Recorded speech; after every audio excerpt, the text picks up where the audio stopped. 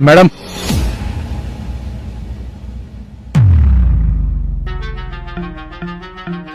उसके बाद वो लड़की अपने पति को कहती कि घर पर दूध वाला आया है तो तुम दूध ले लेना। तो उसका पति घर पर चला जाता है और वो लड़की कहती है कि तुम क्या मुझे गंदे गंदे इशारे करते हो।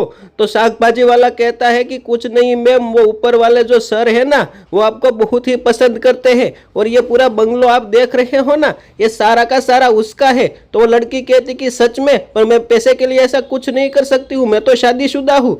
तो वो लड़की कहती कि एक बार मुझे उसको मुझसे मिला दे, मैं उससे बात कर लूंगा।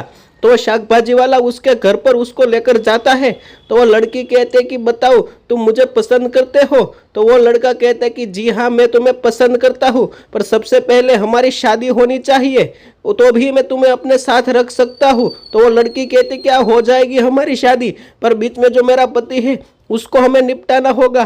तो वो लड़की कहती कि उसको तो मैं जरूर निपटा लूंगी। तभी वो लड़का उसके पति को बुलाता है और वो लड़की कहती है कि तुम मेरे साथ धोखेबाजी कर रहे थे, ये क्या मजाक है, तुम्हें शर्म नहीं आई, ये क्या मजाक कर रहे हो। तो वो लड़का कहने लगा कि ये कोई मजाक नहीं है। तभी उसका पति बोला ये मेरा दोस्त है और सभी दोस्त मुझसे कह रहे थे कि तुम्हारी बीवी शिनार है, सभी के साथ इश्क लड़ाते फिरती है।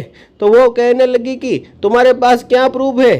तो वो लड़का कहता है कि हमने सारा तुम्हारा रिकॉर्डिंग कर लिया है और अभी के अभी तुम यहाँ से निकल और सारे डाइवोर्स के पेपर तुम्हारे घर पर पहुँच जाएंगे। अब निकलो यहाँ से, दोबारा तुम्हारी शक्ल मुझे मत दिखाना धोखेबाज। तो वो लड़की वहाँ से